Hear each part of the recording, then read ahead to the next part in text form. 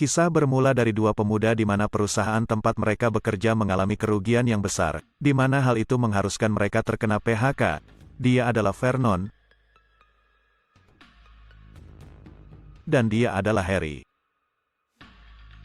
Saat mereka disuruh untuk mengosongkan mejanya, terlihat Vernon membawa kotak yang berisi barang-barang dan software manual kadaluarsa, namun dengan wajah yang tidak nampak seperti orang yang sudah dipecat pada umumnya. Tentu saja karena Vernon telah memiliki ide bisnis baru yang lebih menjanjikan.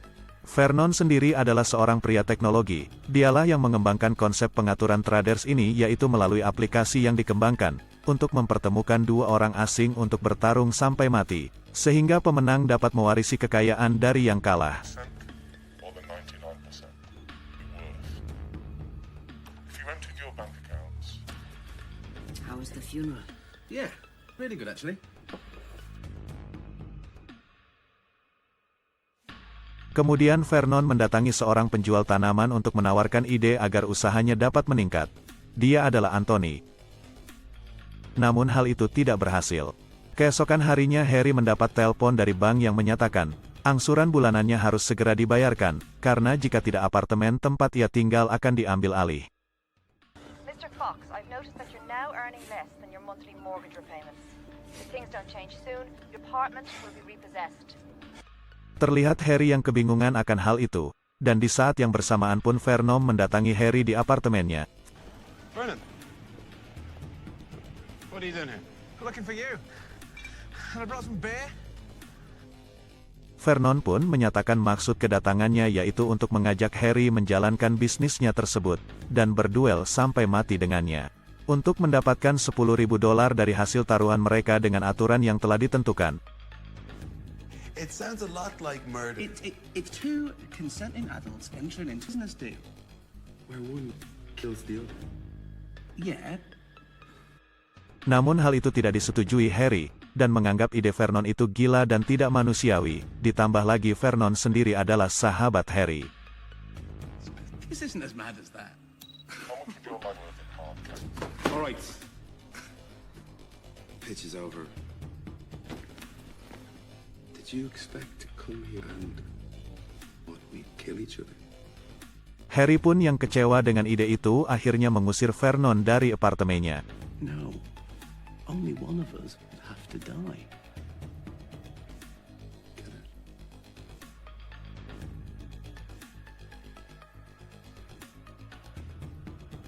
Namun setelah melalui malam yang panjang dan memikirkan ide tersebut, akhirnya Harry pun berubah pikiran. Lalu keesokan harinya Harry menelpon Vernon dan menyatakan setuju dengan ide tersebut. Vernon pun senang mendengar Harry menyetujui ide gilanya itu, dan segera menentukan waktu dan lokasi tempat mereka akan berduel. But that's tomorrow. I know. Oh, okay. No, yeah, but, I'll pay your location. Fine.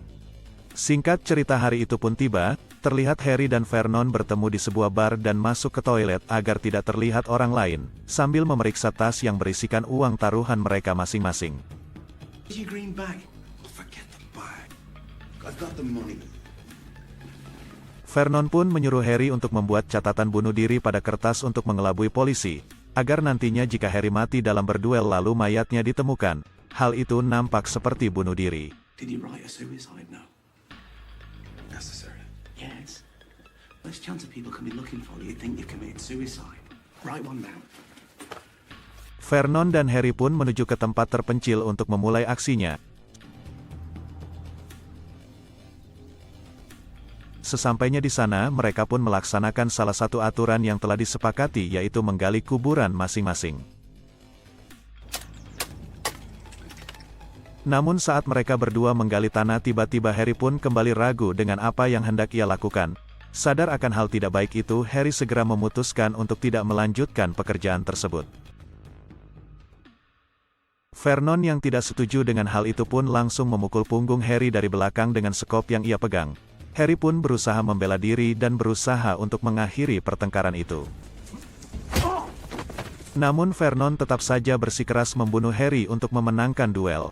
Vernon mengambil pisau dari kantongnya dengan maksud untuk menusuk Harry, namun Harry berhasil menghentikannya dan menjatuhkan Vernon.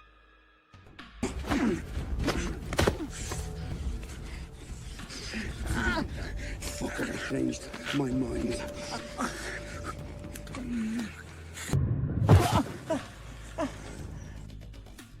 Namun saat Vernon terjatuh, ia berusaha meraih kembali pisau yang terlepas dari tangannya dan segera bangkit untuk menyerang Harry, namun tiba-tiba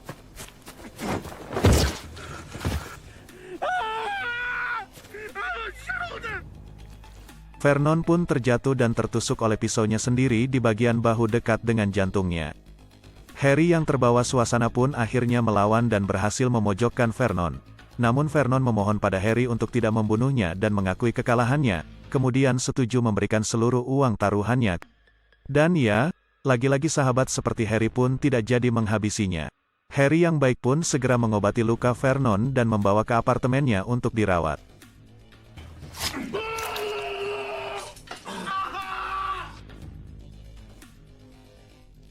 Sesampainya di apartemen, Harry mencoba merawat luka Vernon dengan melihat internet.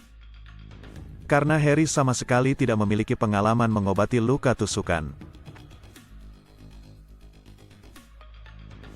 Harry mencoba menaruh lem pada luka Vernon dengan maksud menghentikan perdarahan yang terjadi, namun itu membuat luka Vernon infeksi dan membuat keadaannya makin buruk. Harry pun yang kebingungan akan hal ini, karena jika dia membawa Vernon ke rumah sakit, pihak rumah sakit harus melaporkan kepada polisi terlebih dahulu jika mendapati pasien dengan luka tusukan. Vernon pun tak mau hal itu terjadi. Lalu kemudian ia menghubungi wanita yang selama ini sangat ia idam-idamkan untuk menjadi kekasihnya sekaligus telah lama menjadi tetangganya tanpa sepengetahuan Harry terlebih dahulu. Gadis cantik ini adalah Orla. Vernon ingin agar Orla ikut merawatnya di apartemen Harry. Singkat cerita, malam pun tiba. Harry terbangun dan mengambil uang hasil taruhannya bersama Vernon yang disimpannya di freezer. Lalu ia berpikir, jika uang itu tidak akan bertahan lama dengan biaya kehidupan sehari-harinya di saat seperti ini. Karena merasa mendapatkan uang itu tidak sulit dilakukan, Harry pun akhirnya mencoba memulai semua itu kembali. Dan berharap akan menemukan orang yang seperti Vernon lagi. And had been impatient. Waited. Little murder game was taking over all like Vernon. Pickaxe. That was aim. And he had 5k to trade. Dan benar saja, akhirnya ia menemukan lawan yang bernama Pickaxe.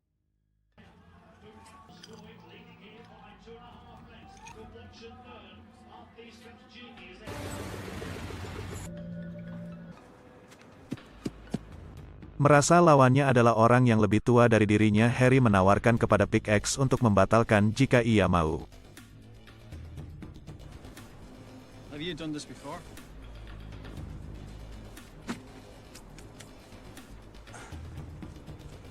You can back it anytime you like, yeah? Namun Pickaxe malah menanyakan hal serupa pada Harry, dan berencana mengambil taruhan Harry jika dia membatalkannya. And if you back out, I'm taking the 2 bags. Setelah mereka menggali kuburan masing-masing, tiba-tiba Pickaxe mengeluarkan rantai dan berhasil membuat Harry kesakitan. Hingga membuatnya menjauh darinya ke bangunan tua.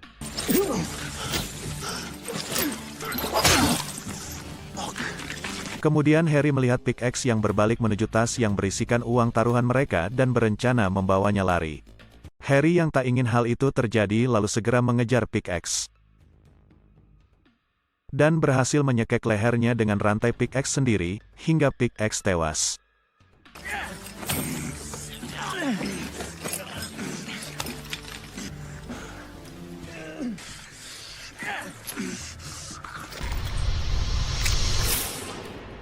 Ya, dan akhirnya Harry pun telah melakukan pembunuhan pertamanya. Kisah pun berlanjut di apartemen Harry, terlihat Vernon yang diam-diam masuk ke kamar Harry untuk mencari uang taruhan bersamanya pada waktu pertama kali. Karena tidak menemukan uang itu, akhirnya Vernon pun membangunkan Harry dan menanyakan di mana uangnya, dengan maksud untuk mengambilnya kembali. Vernon menganggap taruhan dengannya pada waktu itu batal. Padahal Vernon sendirilah yang bersikeras untuk tidak membatalkan taruhan itu, dan memohon kepada Harry untuk tidak membunuhnya, dan memberikan semua uang taruhannya kepada Harry. Trade, and you didn't. You begged me. You're crying. You can't do this, Harry. It's not right. You're just a thief. Kesal mendengar pernyataan Vernon, Harry pun langsung menyekek Vernon yang tidak tahu diri di bagian lukanya, dan mendorongnya keluar dari apartemennya.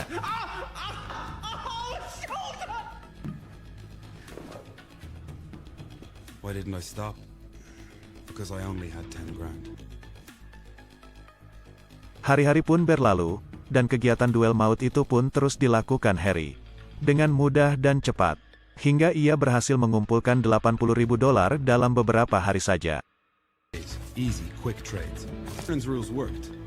Suicide notes, the phones, the endless bus journeys, it all made trading safer. You didn't see many repeat traders. If you ever find yourself in a fight to the death, take my advice. Go for the throat. Go on.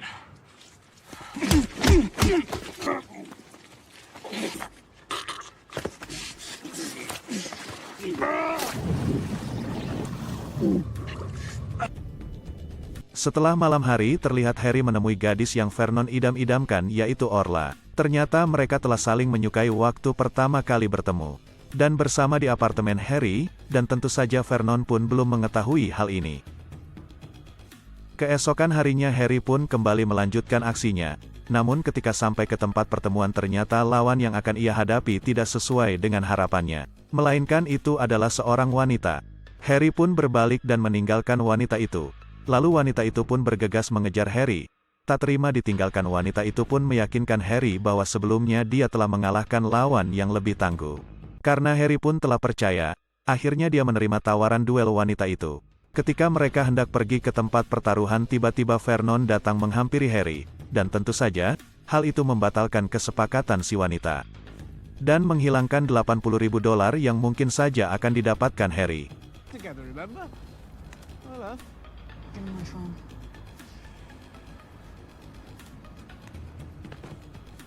Fucking clown. Just cost me 80 grand.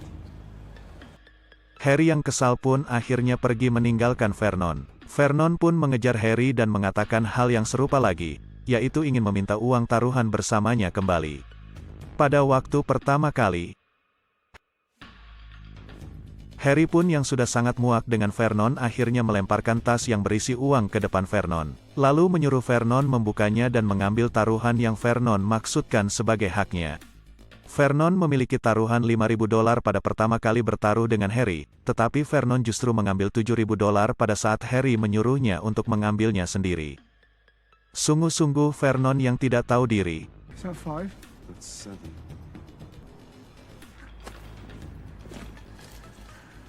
We don't have to be enemies, you know. Setelah Vernon mendapatkan uang dari Harry, Vernon pun bergegas menemui Anthony lagi, untuk menjelaskan dan berharap Anthony lah yang akan bertarung menggunakan uang Harry, dan hasilnya akan mereka bagi. Namun karena Anthony belum bisa percaya Vernon, akhirnya menyerahkannya kepada Ken.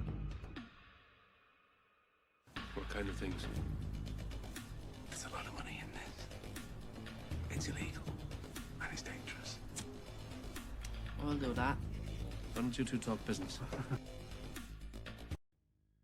Setelah menjelaskan segala aturan yang diberlakukan, Ken pun setuju, dan mereka pun memulai taruhannya dengan orang lain. Yang tentu saja hal ini Vernon lakukan karena ia takut hal serupa terjadi padanya. Pada saat pertama kali berduel dengan Harry.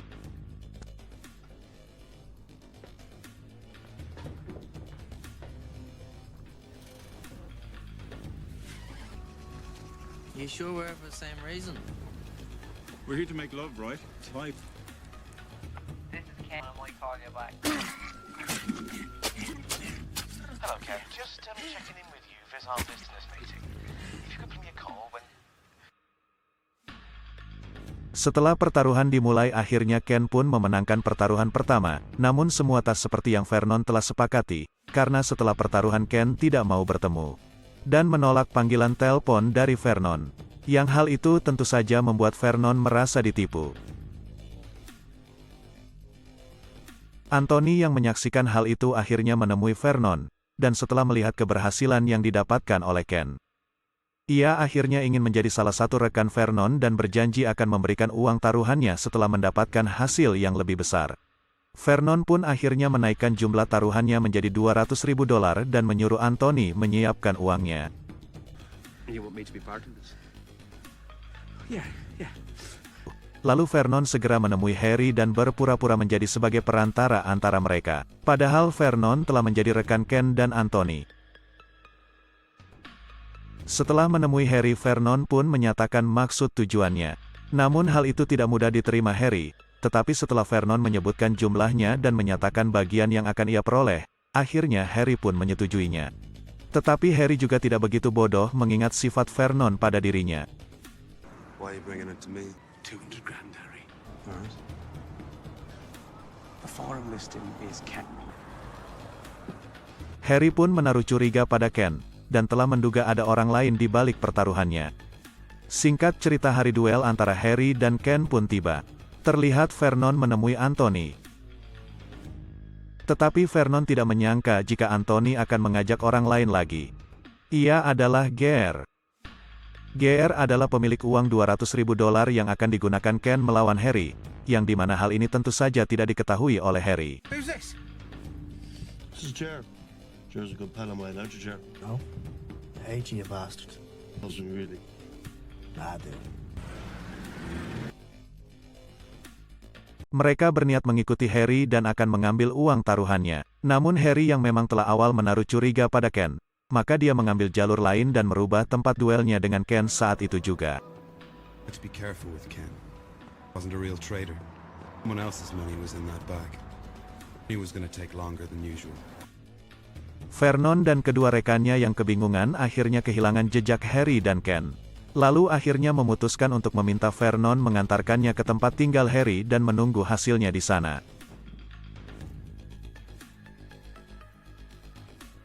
Kembali ke Harry. Sesampainya mereka di tempat pertaruhan, Harry pun menjalankan peraturan seperti biasanya yang telah mereka sepakati, yaitu menggali kuburan masing-masing. Namun tidak dengan Ken, karena dia sangat percaya diri akan memenangkan duel itu. Setelah Ken melihat peluangnya, dia pun segera menusuk Harry dari belakang, namun tiba-tiba. Ya, Harry pun lebih cepat dari Ken, yang hal itu harus membuat jari-jari Ken terputus. Ken pun berlari dan bersembunyi, namun Harry menemukannya dan langsung menggorok lehernya dengan sekop yang ia pegang.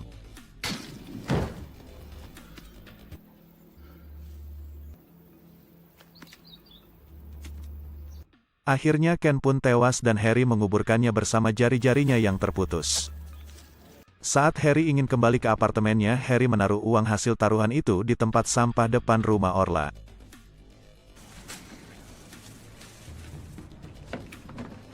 Sesampainya di apartemennya, ia pun heran karena ternyata Vernon dan kedua rekannya telah ada di dalam apartemennya, yaitu Anthony dan Gear.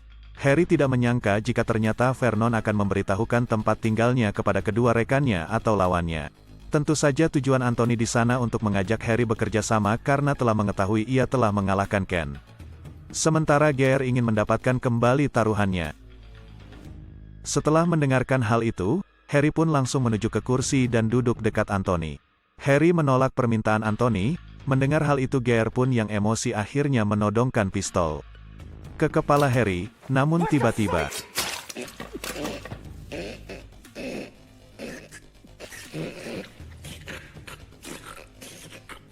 Ya, Harry pun lebih cepat menusuk leher Gear menggunakan pisau yang diambil dari Ken, yang dimana hal itu membuat Gear tewas depan Anthony dan Vernon. Anthony yang melihat itu pun tidak mengurungkan niatnya untuk berhenti mendapatkan hasil dari Harry, dan justru juga menodongkan senjata pada Harry, dan di saat yang bersamaan pun tiba-tiba.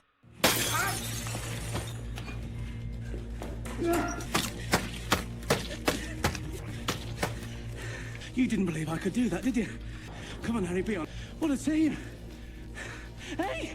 Ya, akhirnya Vernon memukul kepala Anthony dari belakang hingga membuat Anthony tewas. Setelah kejadian itu, Harry dan Vernon membungkus mayat Anthony dan Gear. Di saat mereka sedang membungkus mayat, Vernon menanyakan bagiannya dari hasil pertaruhannya dengan Ken.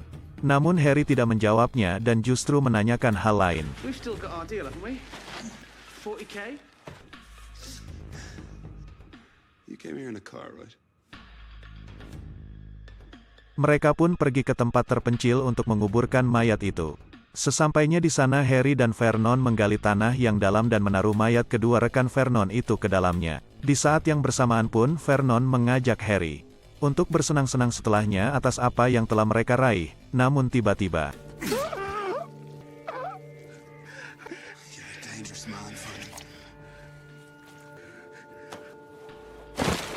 Harry pun menusuk Vernon lalu mendorongnya ke dalam lubang yang mereka telah gali sendiri dan menguburkannya bersama kedua rekannya. Harry membunuh Vernon karena menganggap Vernon adalah orang yang paling berbahaya, dan tentu saja Harry sudah terlalu kecewa atas semua yang telah Vernon lakukan selama ini. Film pun selesai.